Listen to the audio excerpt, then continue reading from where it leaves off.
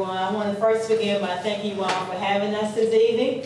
I'm a little bit biased about you guys' next speaker. We have been married for 21 years, so you have to pardon my bias towards him. One thing I truly love about my husband is that his passion about what he believes in. And what he believes in, he lives in. He's bold enough to let everyone know. You guys are in for a treat tonight.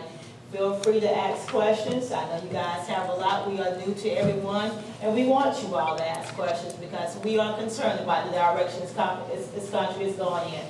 I'm only 40 years old, and I'm simply amazed at the changes that's going on. And we just concerned citizens want to make a change and want to live a future that's better for our future generation. Thank you all for having us. Give yourselves a hand. You have to excuse my hoarseness. I've been talking a lot. But let me tell you something. This is wonderful. And let's give all those newcomers a big hand. Let's give them a big hand. My name is Milton Gordon, and I have been in the Republican Party for over 30 years.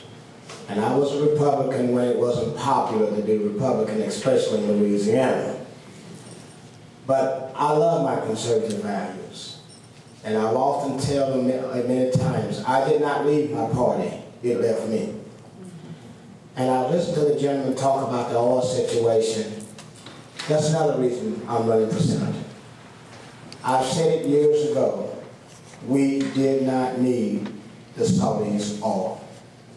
We have wasted too much money over in Saudi Arabia, and when America could have been self-sufficient.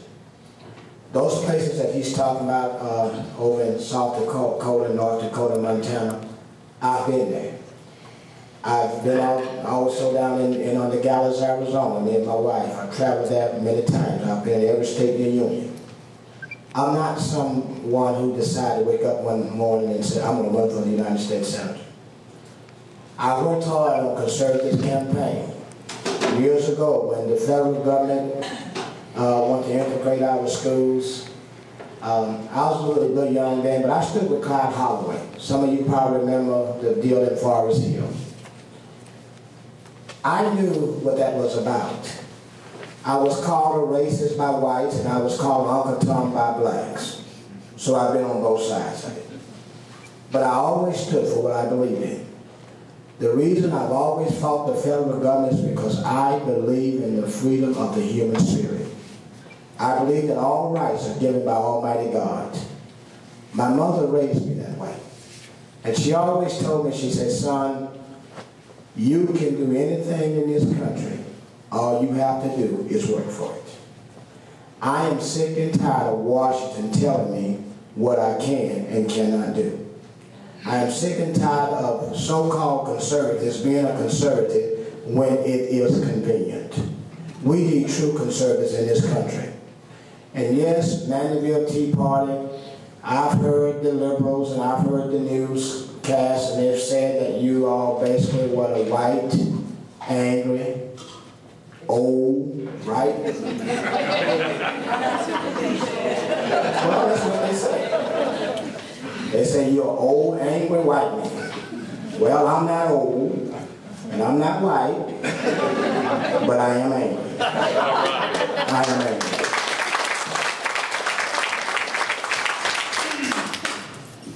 You talk about our young people. We must never quit. This is not some emotional wheel we're on. This is about the future of this country. And when I talk about America, I love this country. My grandfather was a veteran. He fought in 2 wars. My uncle, he fought in the Navy. And you know, it amazed me, being from Alexandria, that I'm able to live where I live because of hard work. I have a landscape business. Also, I manage the garden department at the Home Depot. Yes, even at the Home Depot.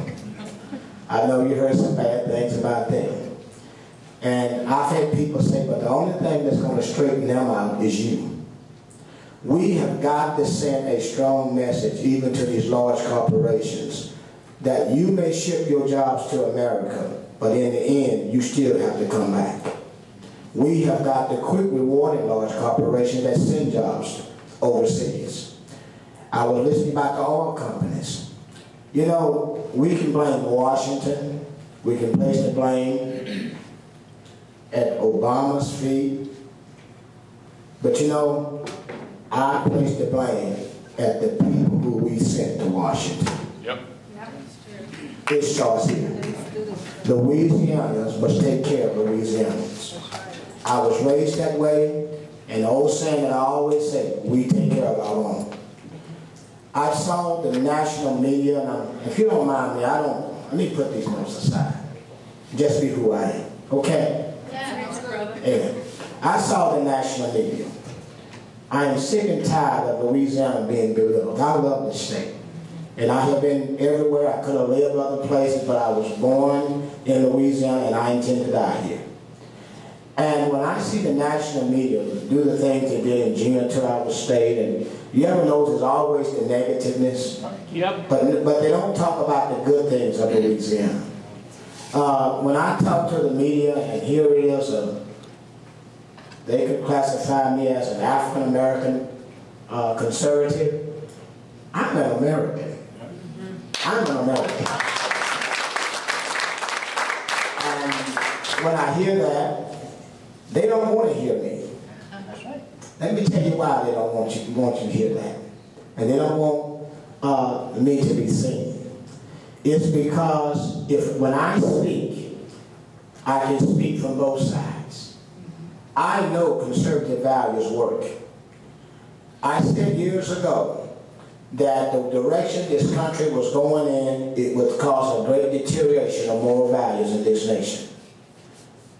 You cannot be successful without values. You have to have structure. And we have got to hold those people in Washington accountable. We cannot give them a free ride. That's why we're in the mess we're in right now. When I hear so-called conservatives talk, and I know they have not been conservatives like they should have been, we would not have President Obama in office today if we had done the right thing as a Republican Party. Yep. Do I sound like I'm angry with my party? You better believe I am. Matter of fact, I'm mad as hell with them because they sold this country out. And let me tell you something. Do I believe that party, the Republican Party, is the answer? Not the Republican Party as it is. There must be a rebirth of the Republican Party. Tea parties, you cannot stop, and do not give up, and don't look back. We must march forward and take this country back. We got to do it.